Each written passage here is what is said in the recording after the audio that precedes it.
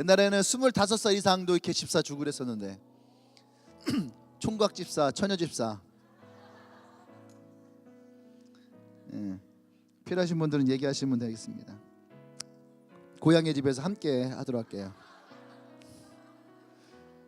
자, 우리 말씀 보도록 하겠습니다. 골로새서 2장 6절과 7절 말씀이에요.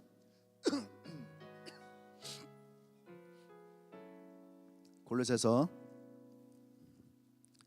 2장 6절과 7절 말씀.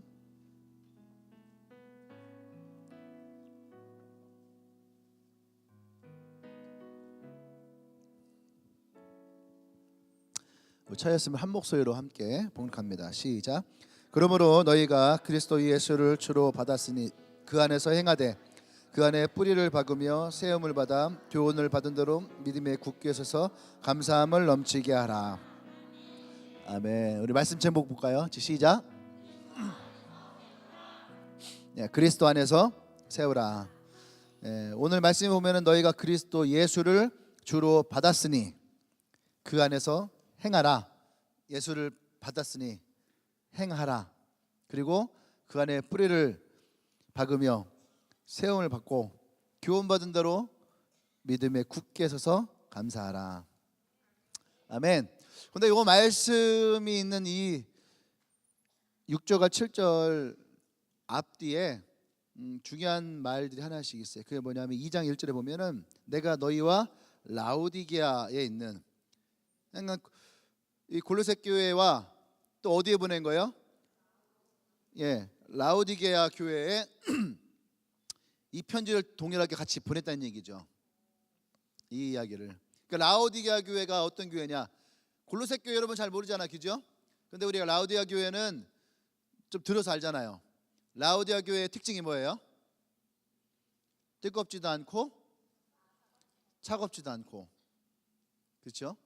뜨겁지도 않고 차갑지도 않았던 교회, 뭔가 미직미직한 교회, 그런 교회. 그리고 또 하나 이제 8절로 가볼까요? 라오디게아 교회가 이제 그런 교회였어요. 그런 교회와 골로새 교회에 함께 이 말씀을 보냈다는 얘기예요. 그리고 8절 또 무슨 말이냐면 누가 철학과 헛된 속임수로 너희를 사로잡았을까 주의하라. 이것은 사람의 전통과 세상의 초등학문을 따름이요 그리스도를 따름이 아니니라.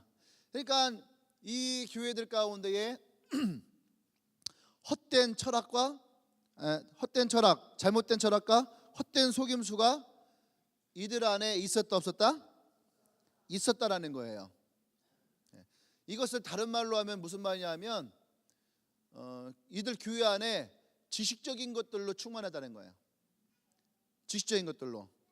그리고 그 지식적인 것들로 인하여서 이들이 만들어 놓은 전통이라든지 혹은 세상에 돌아가는 이치, 이해되시죠? 대답 저렇게 해야 되는 거예요. 세상에 돌아가는 이치와 또 세상이 가지고 있는 그 가치의 판단에 따라서 옳고 그름을 얘기하더라는 거죠. 근데 그것은 그리스도를 따르는 것이 아니더라. 그러니까 지금 이 골로새 교회와 라오디게아 교회는 우리가 뭔가를 다 알 수는 없지만 오늘 이 본문을 통해서 알 수 있는 건 뭐냐면 그들이 뜨겁지도 않고 차갑지도 않고 미지근해요. 미지근해. 근데 그 미지근함이 어떤 것이냐면은 지식적인 것이 있고 세상을 따르려고 하는 것이 있고 전통 안에 그냥 갇혀 있는 모습들. 할렐루야. 그러한 모습들이 이들 안에 있다는 거죠. 근데 또 이 골로새 교회가 가지고 있는 특징 중에 하나가 뭐냐면 사도 바울이 너희들이 믿음이 있다 하는데 그럼 너희들이 믿음이 있는 것을 좀 보이라는 거예요. 무엇으로 보여요? 너희들의 행함으로 보이라 이거예요. 그러니까 믿음을 이 사도 바울이 로마서와 갈라디아서 같은 데서는 믿음으로 고백을 해요. 그죠? 근데 이 골로새 교회는 그 믿음을 행함으로 고백을 하는 거예요. 근데 어떤 사람들은 신앙을 오직 믿음으로만 이렇게 하는 분이 있어요. 근데 어떤 사람들은 그것을 또 행함으로만 이렇게 얘기했는데 사실은 믿음과 행함은 사도 바울은 같다라는 거예요. 믿음이 있으면 당연히 그 행함이 있다라는 거예요. 근데 이 골로새 교회와 라오디아 교회는 믿음이 있다 말하면서 그냥 서 있는 거예요. 믿음이 있어요. 믿음이 있어요. 라고 하고 그냥 서 있더라는 거죠. 그 제자리에 있더라는 거예요. 근데 왜 제자리에 있냐 하면 그들은 그러한 것들을 지식적으로 갖는 것에 굉장히 큰 자부를 가지고 있다는 거죠. 그리고 또 세상적인 가치를 따라가는 것에 마음을 두고 있더라는 거예요.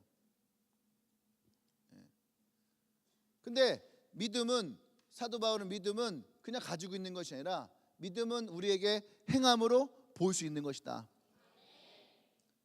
그러니까 히브리서 11장이 우리에게 있는 거예요. 왜 믿음을 얘기하면서 믿음의 선조들의 이야기를 쭉 나열을 했을까? 나열한 이유는 뭐냐면 그들을 보라 이거예요. 아브라함을 보고 또 모세를 보고 또 누굴 봐요? 뭐 엘리야도 보고 또 노아도 보고 그의 믿음을 가지고 그들의 신앙을 지켜왔던 모습들을 쭉 보라는 거죠. 그리고 그들이 어떻게 그 믿음을 가지고 행하여 왔는가? 할렐루야. 믿음을 가졌다면 반드시 뭐가 일어나냐면 그 안에는 행함이 있다라는 거예요. 행함이 없다라는 건 가짜라는 거죠. 그러니까 이 골로새 교회와 라오디아 교회의 가장 큰 약한 부분이 뭐였느냐? 바로 그런 부분이라는 거예요. 뜨겁지도 않고 차갑지도 않고 미직직진해 갖고 그냥 그 신앙은 있다 하면서 그 자리에 그냥 머물러 있는 모습. 오늘 이 앞뒤의 말씀 가운데 있는 게 뭐냐면 그리스도를 주로 받았으면 그 안에서 행하고 또 그 안에 뿌리를 내리고 세움을 받고 믿음 안에서 굳게 서서 감사함을 가져라. 오늘 그 얘기를 하는 거예요. 이 얘기를 가지고 우리가 그리스도 안에서 우리가 어떻게 세워져 나가야 될지를 여러분과 함께 나눌 겁니다. 아멘. 그러면 우린 여기서 한 가지 질문을 해주세요. 그러면 예수님은 나에게 어떤 분이실까? 이 질문이 오늘 나에게 던져져야 되는 거예요. 예수님은 나에게 어떤 분이실까? 이 질문이 우리에게 던져졌을 때에 어떤 사람은 예수님 나의 목자십니다, 나의 구원자십니다, 나의 메시아가 되십니다, 나의 힘이십니다, 나의 능력입니다, 나의 재정을 채우실 분입니다. 여러 가지 다 좋아요. 좋은데 그거 말고 실제 지금 내가 살고 있는 내 삶 가운데서 예수님은 어떤 분이야 이거예요. 지금 내가 살아가고 있는 내 삶 속에서 예수님은 어떤 분이신지를 우리가 고백할 수 있어야 되는 거예요. 실제적인 부분에서 그냥 주일날 와서 아멘하고 예수님 믿습니다 하고 돌아가고 6일 동안은 그냥 내가 살고 싶은 대로 살아는 그런 거 말고 여기에서 아멘 했던 것대로 내가 직장에서 학교에서 내가 누군가를 만날 때 그 속에서 내가 예수라는 분과 함께 어떻게 살아가고 있는가, 그 예수라는 분을 그 속에서 내가 무엇이라고 생각을 하고 고백을 하고 있는가, 그것이 진짜 참 예수님이라는 거예요. 내 안에 있는 예수님이 어떤 분이신가, 이 고민이 나와 여러분들에게 있기를 원합니다. 할렐루야. 이 고민이 있어야지 그 다음 이야기가 시작되어지는 거예요. 예수님이 나에게 아무런 의미가 없는데 예수님 안에서 무엇을 세울 수 있어요? 세우는 게 없는 거예요. 그러니까 오랫동안 신앙생활 했어도 아무것도 없는 거예요. 요즘 얘기하는 것처럼 오랫동안 신앙생활에 뭔가 집을 지은 것 같지만 모래 위에 집을 지은 거예요. 모래성과 같은 거예요. 그냥 창수 한번 쑥 나면은 언제 집이 있었는지 모르게 그냥 사라져 버리는 거예요. 이 바닷가에 여러분들 모래성 같은 거 줘봤잖아요. 그죠? 그냥 가서 해보잖아. 또 이렇게 모래 갖다 이렇게 집도 접어보고 막 두꺼봐 하기도 하고, 두꺼봐 할 때에 이렇게 단단하게 하잖아요. 여름에 해수욕장 가면은 막 파묻어 놓고 단단하게 하잖아요. 그죠? 단단하니까 뭔가 이렇게 와도 무너지지 않을 것 같은데 파도가 한번 쑥 몰아치면은 바다의 모래가 정리가 돼버려요. 그냥 쑥 정리가 돼요. 언제 그런 말 썼는지.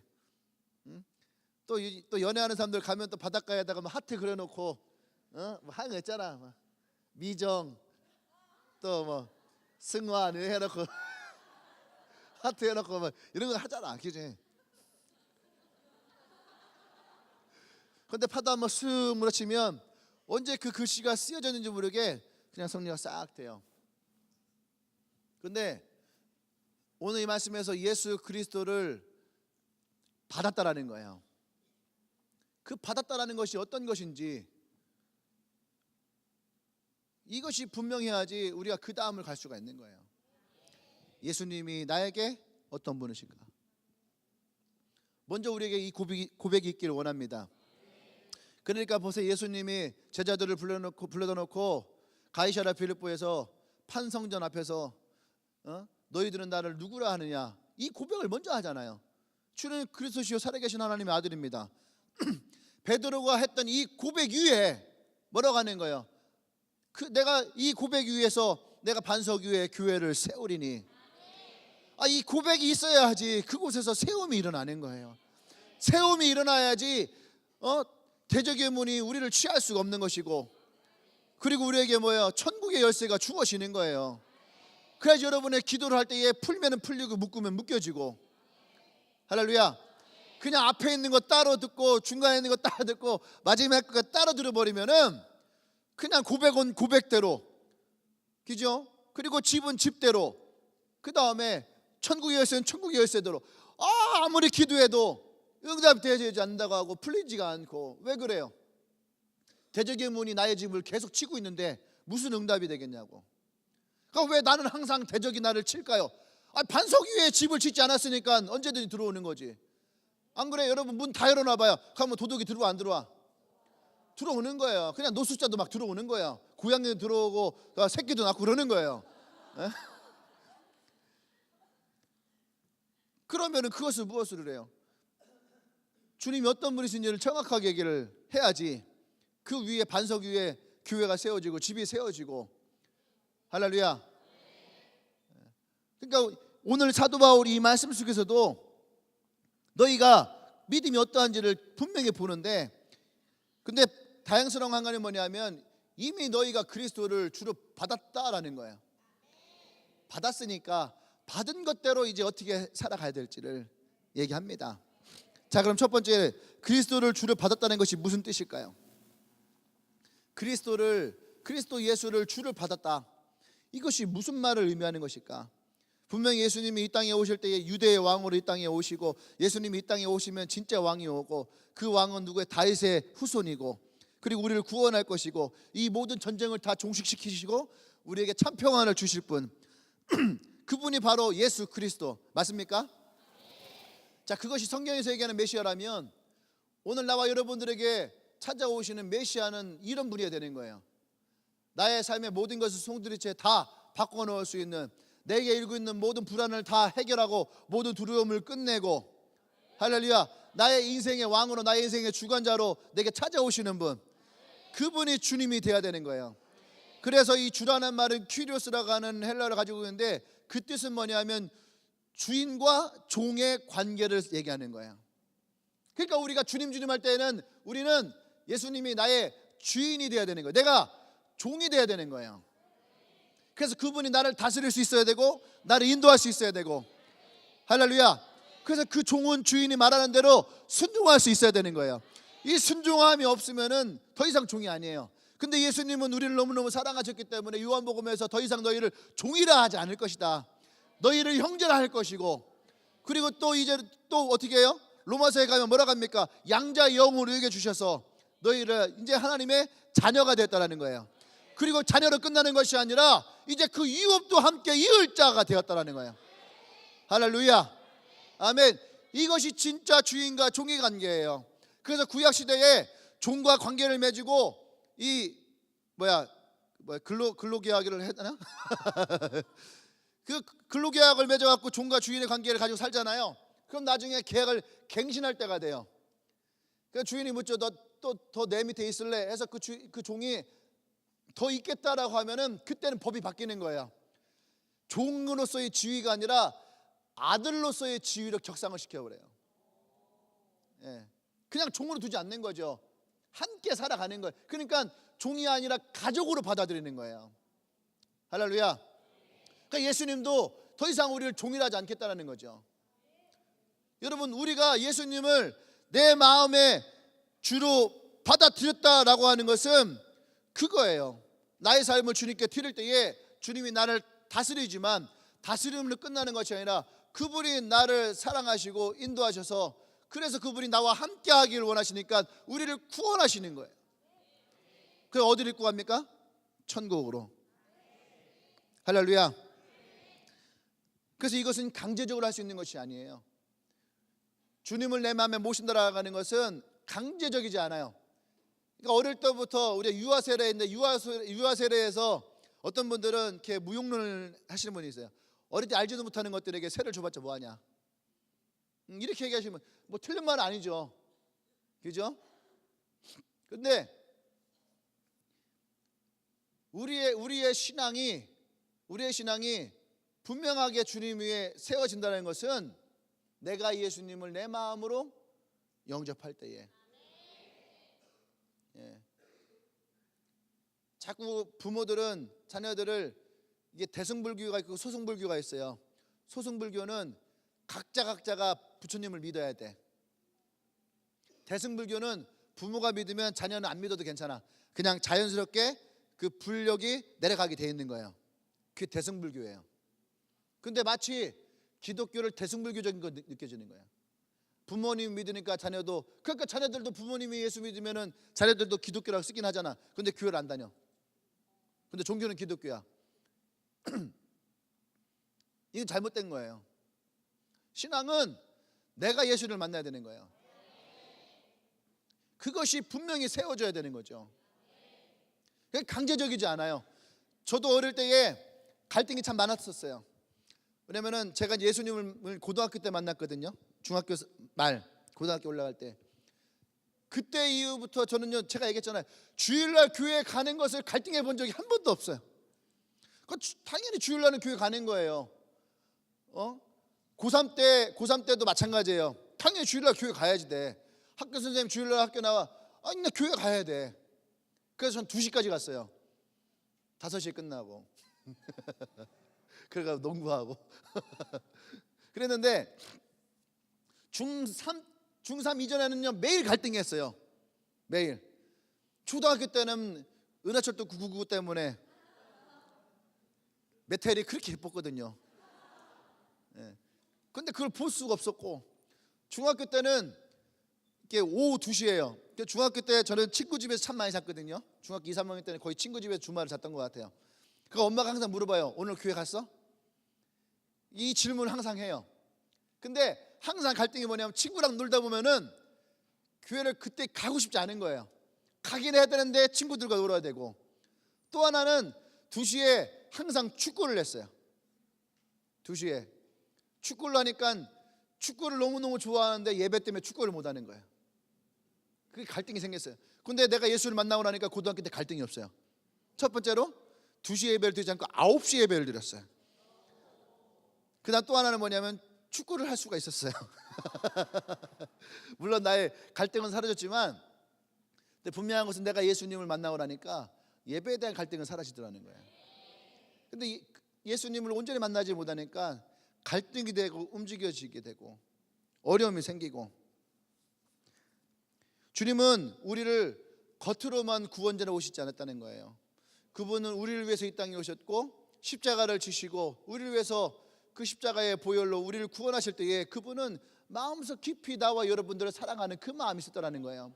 우리가 예수님을 내 마음에 모실 때에 겉모습만 예수님을 믿어서 그냥 그런 신앙생활을 해서는 안 된다는 거예요. 진짜 예수님이 내게 내 마음속에 찾아오신다는 것은 내 마음까지도, 내 마음 깊은 곳까지도 주님을 향한 마음을 가지고 있어야 되는 거. 할렐루야. 그것이 우리가 주님을 내 마음으로 받아 따라가는 거예요. 나 여러분들이 그런 주님이 내 안에 있기를 원합니다. 아멘. 그럼 두 번째, 예수 그리스도를 내 마음에 받은 사람들은 반드시 뭐가 있냐면, 두 번째가 그리스도 안에서 행한다는 거예요. 그러니까 그리스도 안에서 행한다는 것이 어떤 거라는 거예요. 그리스도 안에서 우리가 어떻게 행해야 되는 것이냐. 그리스도 안에서 행한다는 것이 무엇일까? 그리스도 안에서 행한다는 것은요, 하나님이 기뻐하시는 대로 살아가는 거. 그것이 첫 번째. 하나님이 기뻐하신 대로 살아간다는 게 뭘까? 말씀대로 살아가는 거겠죠. 그렇죠? 말씀대로 살아간다는 건 또 무슨 의미예요? 하나님의 그 말씀의 뜻을 알고 깨달아서 살아가는 거, 그것이 그리스도 안에서 행한다는 거예요. 하나님을 사랑하면서 이웃을 사랑하지 않는다, 그러면 우리는 하나님 사랑하는 것이 잘못된 거예요. 어제 큐티의 말씀을 보니까 그 말씀이 있더라고요.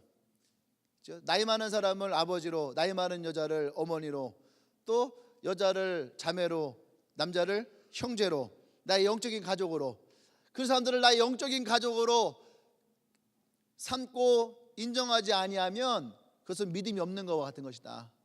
어제 그것이 저의 레마였어요. 그러니까 우리는 믿음이 있다는 것이 하나님 말씀을 받아서 그 말씀대로 살아가는 것을 우리는 믿음이 있다라고 우리 생각을 하는 거죠. 근데 예수님은 우리에게 하나님을 사랑하고 이웃을 사랑하는 말씀을 가지고 하나님의 가장 큰 계명을 두 가지로 말씀하신 거예요. 그러면 그러고 나니까 어제 이 레마의 말씀이 마음에 확 와닿는 거예요. 나의 영적인 가족을 사랑하고 그들 돌보는 것도 믿음이라는 거예요. 할렐루야. 그 믿음이 단지 나 영적인 가족을 사랑하고 케어해 주는 것, 그래서 믿음이 있다는 것이 아니라 하나님을 사랑하고 내 이웃을 사랑하는 것이 마땅하니까 내 이웃을 사랑하는 것만으로도 어떻게 해요? 내가 하나님을 향한 믿음이 있다는 거예요. 근데 그 전까지 우리는 뭐예요? 하나님을 사랑하니까 그 사랑을 가지고 내 이웃을 사랑한다라고 생각했던 거예요. 그것이 믿음과는 상관이 없던 거였어요. 사랑이라는 개념 안에서 우리는 있었는데 어제 큐티의 말씀은 그게 아닌 거예요. 그것이 아니라 사랑한다라고 하는 그것이 뭐냐면 믿음이라는 거예요. 그러니까 우리가 하나님 말씀 안에서 하나님 말씀의 뜻을 깨달아서 행한다는 것이 굉장히 중요한 거예요. 그것 없이 우리가 그냥 있으면은 우리의 행함은 어쩌면은요 굉장히 율법적일 수가 있는 거예요. 율법적으로. 근데 그 말씀의 뜻을 바로 알아서, 말씀이 뭐예요? 예수 그리스도예요. 말씀으로 이 땅에 오신 예수 그리스도, 그분을 내가 받았으니, 말씀을 받았으니 그 말씀 위에, 그 반석 위에 내가 세워질 때에 그것이 내게 무엇을 의미하는가를 봐야 되는 거예요. 그러니까 여러분들 올해의 말씀 다 받았잖아요. 2018년도 말씀 받았잖아요. 그렇죠? 그 말씀 받고 어떤 사람은 올해는 돈 버는 거랑 상관없는 거네. 어떤 사람은 너의 물질이 풍성하리니 왔어, 돈 벌겠다. 제가 옛날에 전도사 할 때에 올해 말씀 카드 이렇게 딱 뽑았어요. 뽑았더니 써 있는 거예요. 너에게 뭐 돈이 뭐 풍성하리니. 오씨 대박. 그때 월급 40만 원이었었는데 나 이제 돈 벌려나 보다. 근데 그 해 돈이 안 벌었어요. 그냥 똑같이 월급 40만 원 했어요. 그 다음에도 또 뽑았는데 또 너의 물질이 풍성하리니 2년째 돈 번다는 말씀을 주시는 거예요. 대박. 근데 돈이 하나도 안 벌었어요. 여러분 말씀을 받을 때에 그냥 그 말씀만 가지고 있으면 안 돼요. 그 말씀이 의미하는 것이 무엇일까? 어떤 사람들은 물질이 많아진다니까 뭐 행복하고 좋아해요. 또 어떤 사람은 뭐 세일 번성이 최고의 우선인데 보니까 세일 번성이라는 말은 없어. 에이씨 하고 덮어버리면은 끝나는 거예요. 말씀을 붙잡았으면 그 말씀이 우리에게 주시는 것이 어떤 것인지를 여러분들이 붙잡을 수 있어야 돼요. 그리고 그 말씀이 우리에게 뜻하는 것을 알아야 돼요. 그 뜻을 알아서 우리 행할 수 있어야 되는 거예요. 할렐루야. 그것이 우리가 그리스도 안에서 진짜 행하는 거예요. 아멘. 여러분 우리가 행한다라고 할 때 행하는 것이 무조건 그리스도를 위해서 내가 하고 싶은 대로 그리스도를 붙였다고 해서 되는 것이 아니에요. 우리가 십자군 전쟁을 얘기할 때에도 십자군이 원래 주님을 위해서 이 군사를 일으켰던 것인데 나중에는 그 왕들이 자기들의 영역을 위해서 또 자기들의 세력들을 처단하기 위해서 십자군이라는 이름을 쓴 거예요. 그러니까 세계 최악의 전쟁 중에 하나가 십자군 전쟁이야. 그것이 하나님을 위한 전쟁이 아니었다는 거예요. 인간들을 위한 전쟁이었어요. 근데 사람들은 그 말씀의 뜻을 이해를 못하니까 무조건 십자군 하면은 다 뭐예요? 주님을 위해서, 주를 위해. 그러니까 신앙인들의 가장 큰 약점 중에 하나가 뭐냐면 주를 위해. 이게 어디 스팸 어디 이렇게 편지 나누잖아요. 주를 위해, 하나님의 사랑 안에서. 여러분, 분명한 것은 우리가 하나님의 뜻을, 하나님의 말씀을 분별할 수 있어야 돼요. 그러니까 보세요. 누가 철학과 헛된 속임수로 너희를 사로잡을까 주의하라. 진짜 우리 안에 사로잡아야 될 거 뭐예요? 예수 그리스도예요. 이론도 파하시는 주님, 견고한 진도 파하시는 주님, 진짜 예수 그리스도 안에 분명하게 세워지는, 그러니까 반석 위에 집을 지으라, 반석 위에 교회를 세우라. 예수 그리스도의 말씀 위에 세워져야 되는, 다른 것이 아니에요. 할렐루야. 세 번째, 그러면 그 안에서 행하였는데, 세 번째는 뭐예요? 그 안에서 또 뿌리를 박으래요. 그리스도 안에서 뿌리를 내린다는 것이 어떻게 해야 그 뿌리를 내릴 수 있을까? 어떻게 해야 뿌리를 낼 수 있을까?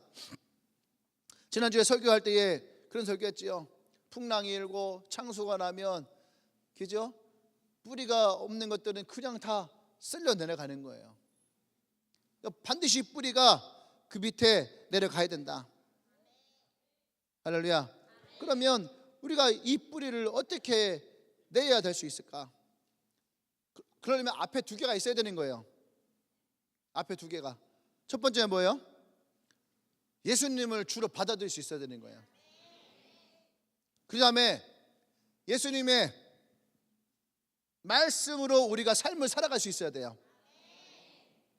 그래야지 그 뿌리가 내려가기 시작한다는 거죠. 아멘. 뿌리가 내려가려 할 때에 반드시 우리에게 찾아오는 것이 있어요. 그게 뭐냐 하면, 사단은 그 틈을 가지고 와요. 나무가 뿌리를 내리는데 와서 매일 허승하니까 나무 뿌리를 잡고선, 나무를 잡고선 막 흔들어 제껴. 그러니까 들었다 놨다 흔들어 제껴, 들었다 놨다 하고 가요. 그러니까 내일 또 와서 흔들고 뽑았다 놨다 하고 가요. 그럼 이 나무가 살 수 있어요, 없어요? 뿌리를 내릴 수가 없어요. 뿌리를 내릴 수가 없어요. C.S. 루이스라고 하는 이 시대의 최고의 변증학자가 있어요. 근데 미국 사람이에요. 근데 이 사람이 쓴 책 중에 뭐냐, 크로스테이프에 편지라는 게 있어요. 근데 그것이 개정판이 돼서 워무드 파이라는 것이 나서 워무드 파이. 근데 그 내용이 뭐냐면, 신입 사단이에요. 신입 사탄이 있는데 얘가 일이 좀 서툴러요. 그러니까 고참, 나이를 한참 먹은 고참 사탄이 있어요. 그 사람에게 메일을 쓰는 거예요. 편지를 쓰고, 지금 박민지가 주일 예배를 안 빠지고 계속 주일을 가기로 결단했어요. 어떻게 해야 되죠? 얘 이러다가 완전히 교회 다니면 어떻게 하죠? 막 이렇게 급한 마음에 편지를 쓴 거예요. 그러니까 그 사단이 오랜 케이스가 있잖아요. 그 케이스 바이 케이스를 딱 봐야 되는 거예요. 그래서 뭐라냐면은, 지금 박민지가 교회를 간 이유가 뭔지를 잘 살펴봐라. 혹시 걔가 남자친구를, 남자 이성을 보고 가는 건지, 아니면은 새해니까 뭔가 한번 해보려고 마음을 먹은 건지 한번 잘 살펴봐라. 그래서 만약에 그가 이성을 보고 교회를 갔다면 걱정하지 마라. 걔는 절대로 하나님께 눈을 돌리지 않을 거다. 걔는 오직 이성에게만 눈을 돌릴 것이다. 그 사람이 그곳에 오랫동안 앉아있다 해서 걔가 그의 신을 바라보는 게 아니다. 걔는 아마 한두 달 후면은 그 이성 친구와 함께 여행을 떠날 거야. 그러니까 걱정하지 마. 또 그 아이가 새해에 새로운 마음으로 했다면 걱정하지 마라. 박민지는 매년 그랬다. 항상 그래왔다. 이제 2월 달이 되면은 이제 게을러지기 시작하고, 3월 달이 되면은 이제 학교를 다니기 시작하면은 그 아이는 학교를 더 중요하게 여기지 절대로 교회를 더 중요하게 여기지는 아이가 아니다. 그러니까 새해에 처음 시작하는 마음이니까, 네가 지금 그 아이를 갖고 이렇게 막 달달 볶으면은 오히려 그 아이는 새해에 더 그의 신에게 매달릴 수 있다. 잘못하면 그가 뿌리를 내릴 수 있어. 그러니까 너는 절대로 그 아이를 뭐라 하면 안 된다. 내버려둬라. 이런 거예요. 내용들이 대부분 다 이런 식이에요. 어떤 말인지 알겠죠? 변증법적으로 하는 거죠. 근데 실제로 이제 우리 교회를 다니다 보면 그런 얘기들이 나와요. 뭔 얘기냐면은, 전에 다른 교회를 다닐 때는 주일날 교회 가는 게 그냥 아무렇지도 않았다는 거예요. 아침에 일어나서 교회 가고 뭐 그러면은 교회 가는 게 진짜 어려운 게 하나도 없었는데 이상하게 주님에게 온 다음부터 주일날 교회 갈 때마다 싸움이 일어나는 거야. 수요일날 예배를 할 때마다 싸움이 일어나는 거예요. 금요일날 기도를 할 때마다 싸움이 일어나는 거야. 갈까 말까. 왜 그럴까? 왜 그럴까요? 이 변증법적으로 보면은요, 주일날에 교회를 가서 그냥 앉아 있는 거야. 아무 말씀이고 뭐고 아무것도 들어오잖아. 그냥 앉아 있는 거예요. 그러니까 가는 거예요. 그 다음 주에 또 와서 예배 드리고 앉아 있는 거예요. 또 그냥 가는 거예요. 그러니까 이 사람의 신앙의 뿌리가 내려가지 않아요. 근데 굳이 그 사람을 건드릴 필요는 없는 거예요. 근데 주일날 와서 어쨌든 주님에게 와서 은혜라는 걸 받는 거예요. 뿌리를 내려고 하니까 사도 어떻게 해요? 흔드는 거야. 내려가지 못하게. 한 번이라도 못 가게 하고 갈등이 일으키고. 분명히 교회로 오면 은혜가 되는데 왜 올 때마다 이것이 내게 힘들고 어려움이고 싸움일까? 왜 그래요? 뿌리를 내려고 할 때에 사단이 그것을 흔들어 버리는 거예요. 여러분 이것을 잘 기억해야 되는 거예요. 뭐 주님의 교회가 되게 좋다 뭐 이렇게 얘기하는 건 아니에요. 좋긴 하지만 할렐루야. 그래서 뿌리를 내린다는 것이 굉장히 중요한 거예요. 그러니까 사단은 절대로 우리가 예수 그리스도에게 뿌리를 내는 것을 원치 않아요. 그러니까 어떻게 하든지 사단은 사람들로 하여금 성도로 하여금 틈을 내게 만들고 틈을 일으키고 어떻게 하든지 그 틈 사이를 삐짓고 들어가기를 원하는 거예요. 그래서 우리로 하여금 하나님과 나와 여러분들 사이를 이간질해서 갈라놓으려고 하는 거예요. 멀어지게 하려는 거예요. 그것이 사단이 하고자 하는 거예요. 그런데 원래부터 멀었어. 그러면 굳이 만질 필요가 없어요. 제가 항상 얘기하는 게 있죠. 저는 교회 다녀도요 아무런 문제가 없어요. 왜 그럴까요? 잘 생각해봐요. 사탄이 여러분을 보호할 수도 있는 거야. 내가 하나님께 더 가까이 가지 않는 내 신앙이 더 하나님 앞에 나아가지 않을 때에 그것을 내가 안전하다 여기면 안 되는 거야.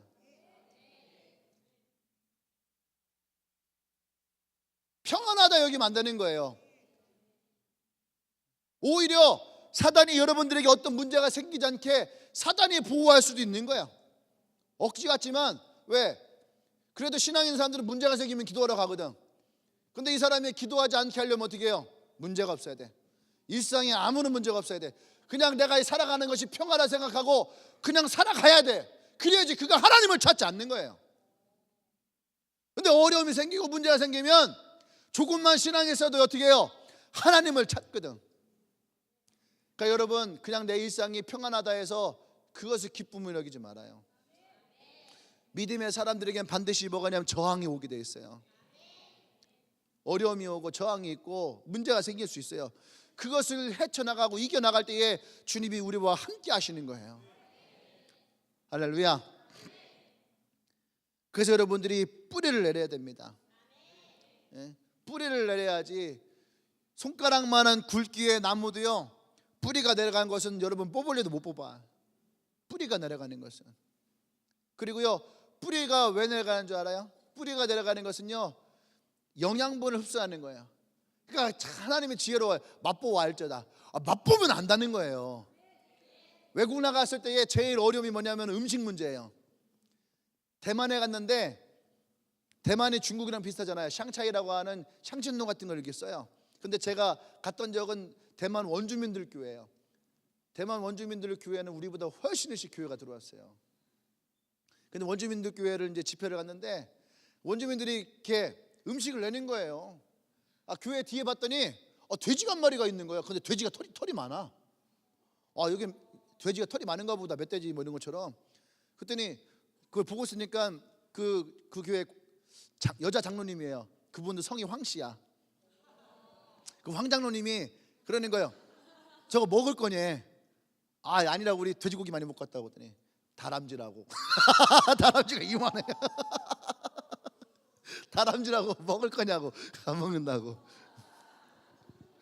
다람쥐가 그렇게 큰 줄 몰랐어요. 근데 그것도 이제 중국 문화니까 음식이 있잖아요. 향신료가 많고 처음에는요 막 냄새 같은 것 때문에 못 먹겠는 거예요. 못 먹겠어요. 도저히 못 먹겠어요. 막 하얀색 국물 같은 게 막 있는 거예요. 너무 비린 것 같아. 못 먹겠어요. 어떻게 먹지? 그래가지고 막 고추장에다가 막 반반 비벼 먹고 있는데 한번 먹어보라는 거예요. 그래가지고 하얀색 국물로 되어 있는 뭐 그런 건데 보기만 해도 막 약간 이런 거예요. 외국 음식을 한 번도 먹어본 적이 없으니까. 근데 한 번 딱 먹었는데 이게 뭐 우유를 따뜻하게 데펴갖고 만든 것 같은 거예요. 너무 고소하고 맛있는 거야. 너무 고소하고 맛있어갖고 그냥 막 먹어. 그 안에 있는 것도 너무 맛있는 거예요. 내가 그 다음부터는요, 푸드코트에 가면은 자신감이 생기는 거야. 내가 중국이랑 잘 맞네. 자신감이 생겨서 막 먹었어요. 이게 뭔지 알아요, 여러분? 우리가 음식을 먹을 때도 내가 맛보지 않으면은요 경계해요. 근데 맛을 한번 보면은 어떻게 해요? 달려드는 거예요. 영화반점 같은 데 가잖아요. 뭐 중국집 탕수육 뭐 다 그게 그거지 그래요. 그 영화반점 탕수육 딱 나오면 사람들이요 그냥 대수롭지 않게 생각해요. 하나 딱 먹으면서 그러면은 막 먹어 이렇게. 그러니까 주님이 그러는 거예요. 맛보아 알지어다.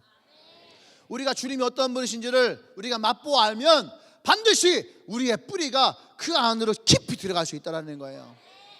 할렐루야. 우리가 어떻게 뿌리를 낼 수 있느냐? 아까 얘기했잖아요. 말씀이 있어야 되는 거예요. 그 말씀을 먹어야 되는 거예요. 그래야지 여러분 그 뿌리가 내려가는 거예요. 신앙의 뿌리가 박히는 거예요. 할렐루야. 이 뿌리가 내리는 게 쉬운 건 아니에요. 그죠? 뿌리가 내리는 게 쉬운 건 아니에요. 그런데 그 다음 거에서 얘기합시다. 그 다음에 네 번째 뭐냐면 그리스도 안에서 세움을 입으라. 어떻게 세움을 입을까? 어떻게 세움을 입을까?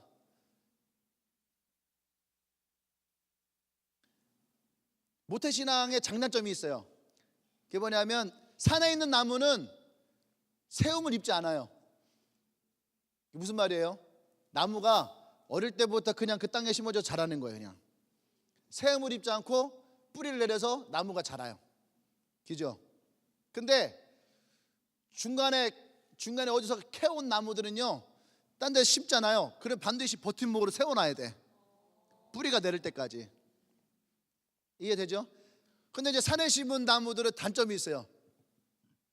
지멋대로 자라요. 어떤 놈은 이렇게 자라고, 어떤 놈은 이렇게 자라고, 어떤 놈은 이렇게 자라고.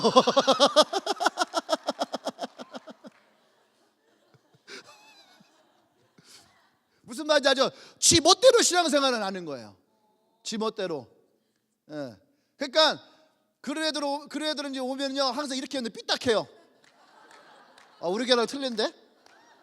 어떻게 얘기야? 왜 조 목사는 왔다 갔다 와서 저기 왜? 어떤 애들 이런 애들 있어요. 교만한 놈들은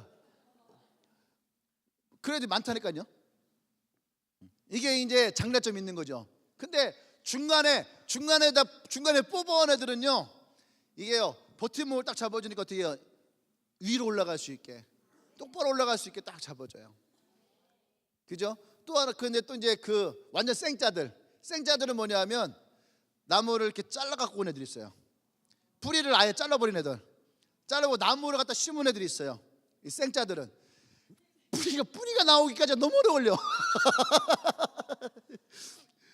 이 잔뿌리부터 시작해야 되니까 그 뿌리가 자라서 이 나무를 버틸 때까지. 그러니까요 나이가 이게 젊을수록 그래도 이게 무게가 들어가니까 훨씬 더 쉽는데 두꺼우면 두꺼울수록 허승아이나 최덕경 같은 애 두꺼우면 두꺼울수록 심어갖고서 뿌리 내는 게 쉽지가 않아.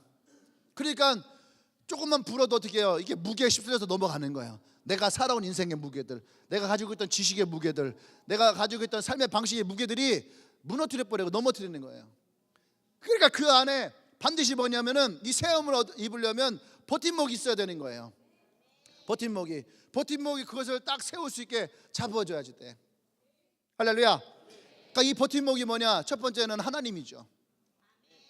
하나님이 우리의 버팀목이 돼야 됩니다. 왜냐하면 그분이 우리의 반석이고 반석 위에 반드시 주님은 교회를 세우고 집을 세우고 나와 여러분들 세우고 그것이 우리가 그 안에서 뿌리를 내려야 되니까 첫 번째는 주님이에요. 두 번째는 뭐냐면 교회예요. 교회라고 하는 곳에서 뿌리를 낼 수 있어야 돼요. 또 그 교회에 뿌리를 낼 때 가장 중요한 위치가 누구예요? 목사예요. 목사. 그러니까 좋은 목사를 만나는 것도 굉장히 중요합니다. 물론 내 자신을 좋은 목사라고 말하진 않지만 하여튼 여러분들은 좋은 분을 만났을 거예요. 그런 여러분들 축복합니다.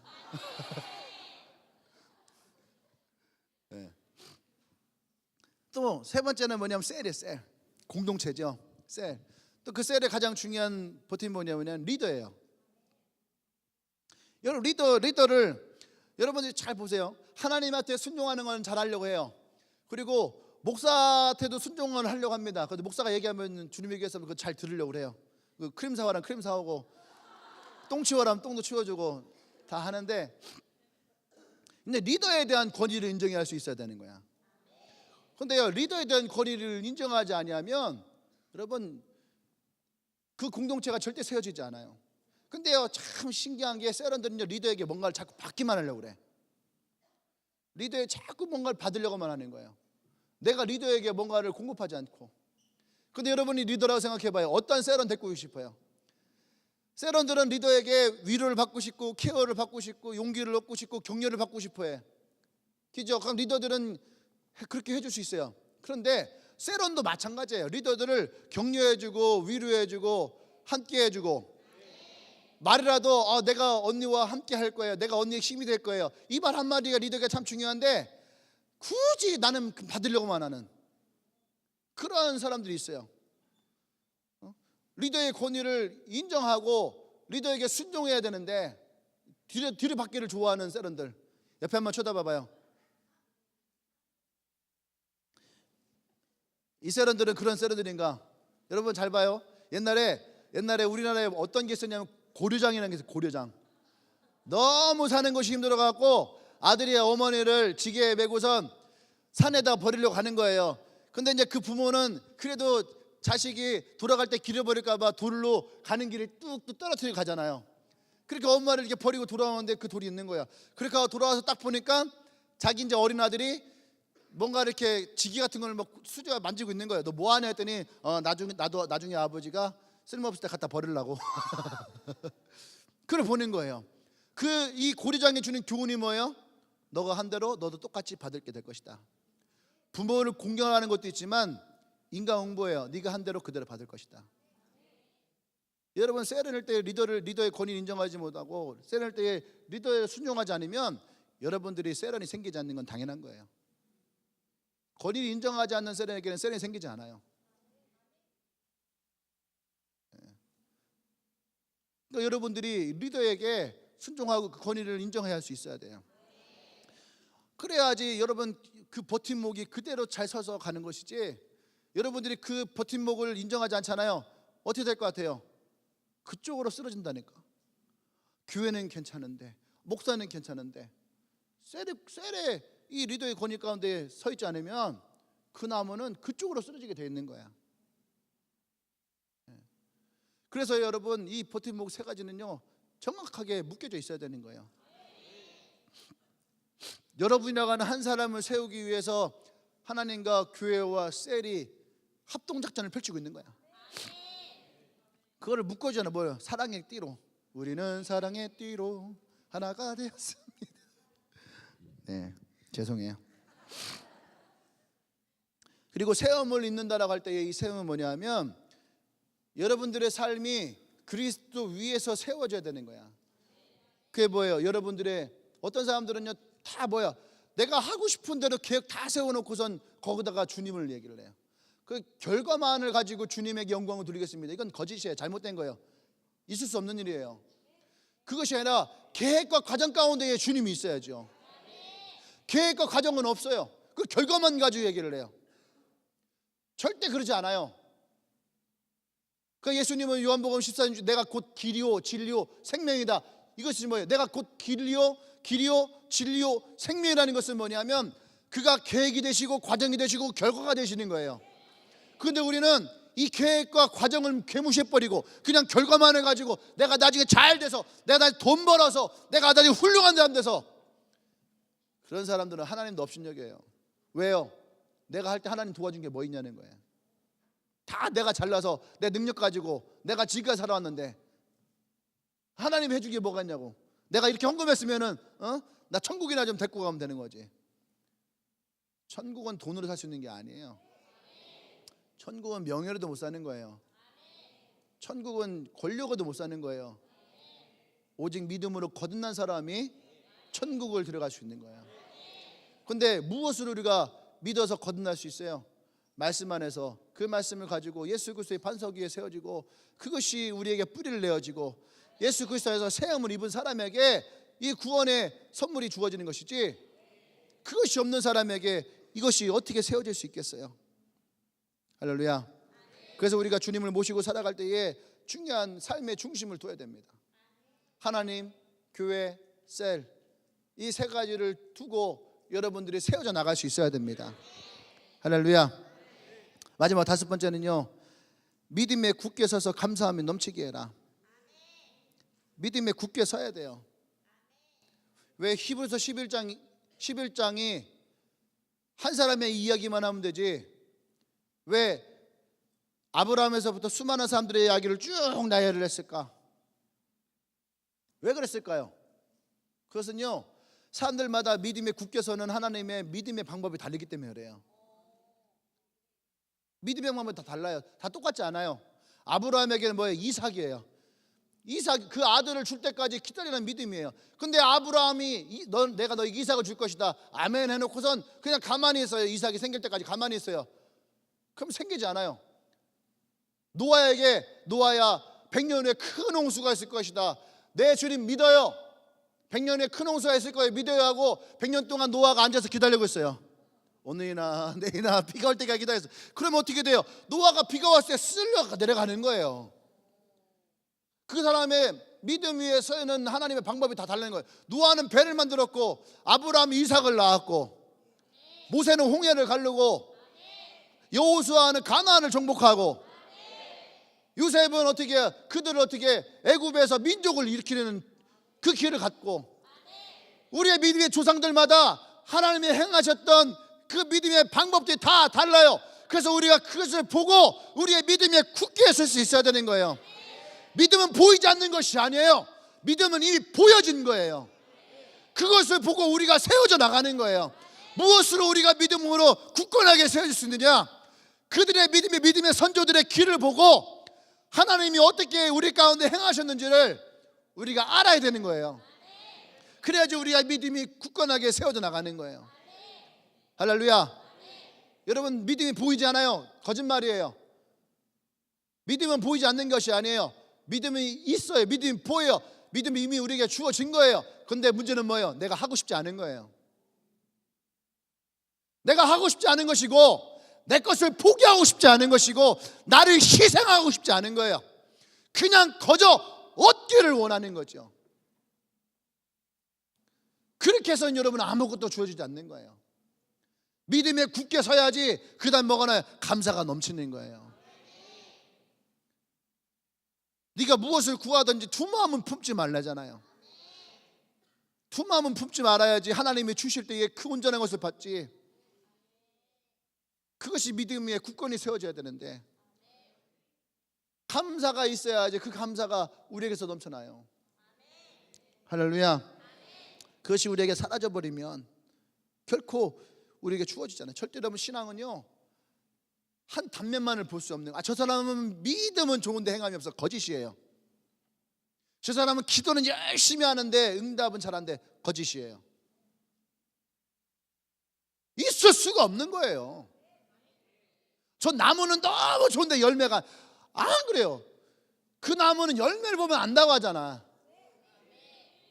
예? 여러분이 살아온 것이 어떠했는지를 보려면 지금 여러분 보면 되는 거예요. 지금 여러분을 보면 지금 여러분이 어떻게 살아왔는지를 보는 거야. 우리가 믿음 위에 살아왔다면 그 믿음 위에 반드시 뭐가 있냐? 감사가 있다라는 거예요.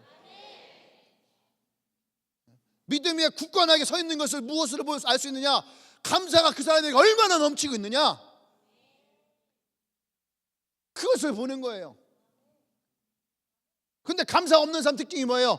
그 다음 나오잖아요. 8절. 이상한 철학들, 자기의 지식들, 자기 가지고 있는 세상의 방식들, 이런 것들이 가득히 차 있으니까 감사가 없고 믿음이 굳건하게 세워지지 못하는 거예요. 그러니까 뭐라고요? 그리스도를 따르는 것이 아니라는 거예요. 나는 그리스도를 따른다 생각했지만 그리스도를 따르고 있지 않은 거예요. 오늘 이 말씀이 우리에게 주는 굉장히 중요한 교훈이에요. 첫 번째, 그리스도가 내 안에 있느냐? 할렐루야.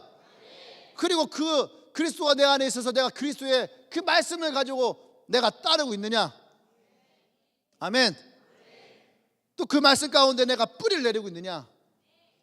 뿌리를 내리는 것 자체가 믿음이죠. 그리고 내가 세움을 받고 있느냐? 교회, 하나님과 교회와 공동체 가운데서 내가 세움을 받고 있느냐? 셀에 대한 이야기를 했는데 진짜 되게 중요한 거예요. 셀런들을 리더를 업신여기지 말아요. 이제 누가 그러대, 리더 보기를 주님 보듯 하라고. 목사 보기를 주님 보듯 하지 말고 리더 보기를 주님 보듯 하라고. 왜? 그들이 여러분들이 인도하는 사람이에요. 근데 인도하는 사람을 믿지 못하고 신뢰하지 못하는데 여러분은 어느 길로 가겠어요?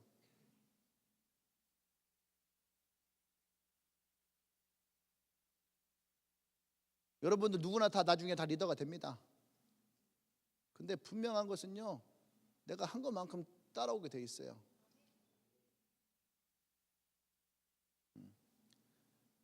그리고 믿음에 굳게 서서 감사함이 넘치게 해라.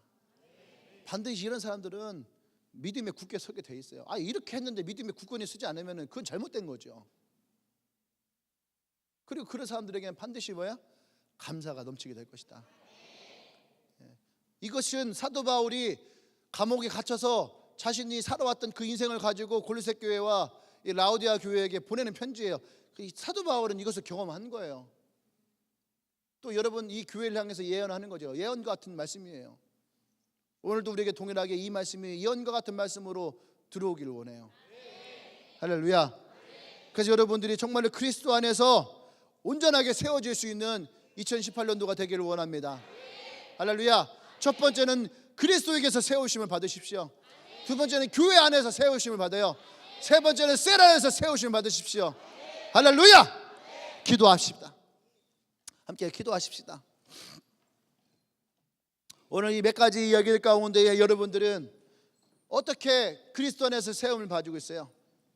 사도 바울이 이 골로새 교회에 얘기하는 것처럼 여러분들이 이미 그리스도를 마음으로 받았다라고 우리는 고백을 합니다. 저는 그것을 의심하고 싶은 마음이 없어요. 맞아요.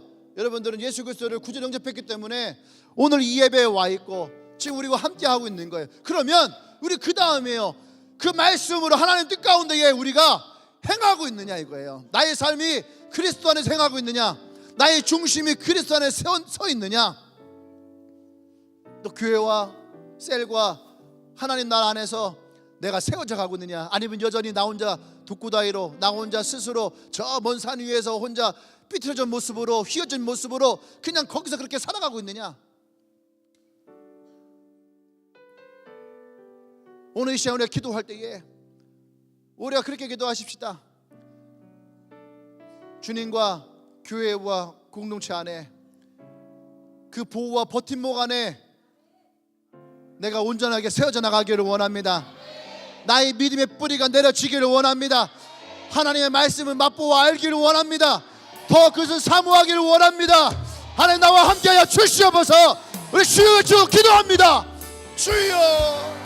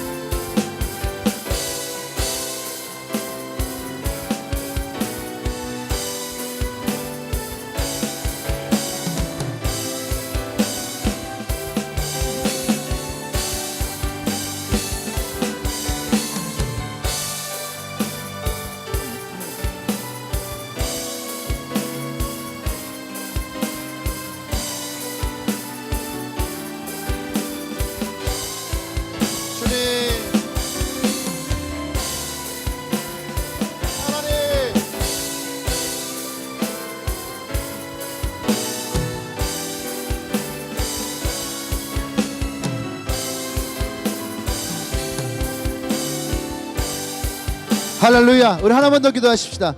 여러분 영적인 권위자에게 순종하는 기도를 하십시다. 첫 번째는 주님 앞에 순종하십시오. 두 번째는 교회와 목사에게 순종할 수 있어야 돼요. 세 번째는 여러분 셀과 리더에게 순종할 수 있어야 됩니다.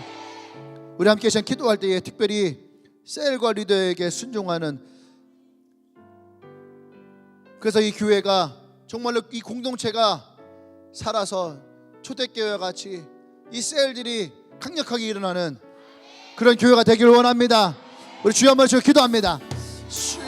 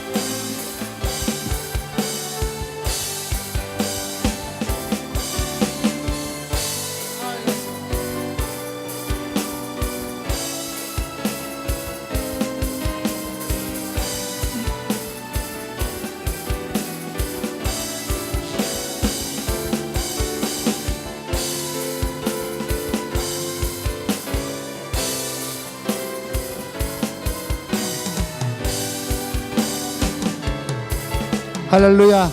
주님 그렇습니다. 그리스도 안에서 우리가 세움을 받기를 원합니다.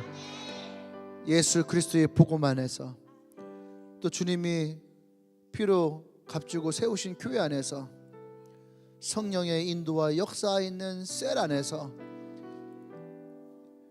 우리 한 사람 한 사람이 세워지기를 원합니다. 주님 우리 가운데 임하여 주시옵소서. 역사여 주시옵소서. 우리의 믿음의 뿌리가 내리게 하시고 그 어떤 풍랑에도 흔들리지 않게 하시고 오직 주를 바라보며 우리가 그 믿음 위에 굳건히 서고 매일매일 우리의 삶 가운데에 하나님이 주신 은혜로 감사할 수 있는, 그것이 우리에게 풍성하여 넘쳐날 수 있는 그 축복이 우리 모두에게 있기를 원합니다. 2018년도 예수 그리스도 안에 든든하게 세워져 나가는 우리가 모두 되어지기를 원합니다. 특별히 이 셀들이 더 강력하게 세워지기를 원합니다. 성의 역사여 주시옵소서. 할렐루야. 할렐루야. 예수님의 이름으로 기도합니다. 아멘. 할렐루야. 아멘. 우리 다 같이 자리에서 일어나겠습니다. 다 같이 자리에 일어나서 우리 옆 사람에게 하나님께 잘하고 목사에게 잘하고, 저한테 뭐 딱히 잘해도 괜찮습니다. 리더에게 잘해라. 제발 리더에게 잘하십시오. 예, 나한테 잘할 것을 리더에게 양보하겠습니다. 위임하겠습니다. 아셨죠? 리더를 뭐 하나님까지 너무 머니까 리더를 목사에게 하듯 하라. 아셨죠? 예, 그래서 리더의 권위를 세워주고 리더의 권위가 인정돼야 돼. 한 집안의 가정이 세워져야지 그 가정이 일어나는 거예요. 근데 셀의 가장은 리더잖아. 근데 리더가 일어나야지 셀이 일어나는 거야. 할렐루야. 예, 그렇게 올해 2018년도 셀들마다 강력하게 세워지길 원합니다. 할렐루야. 다시 한번 하나님께 영광을 쏠립시다. 오늘 혹시 예배 처음 오신 분 있나요? 예배 처음 오신 분 있으면은 앞으로 나오시면 환영하겠습니다.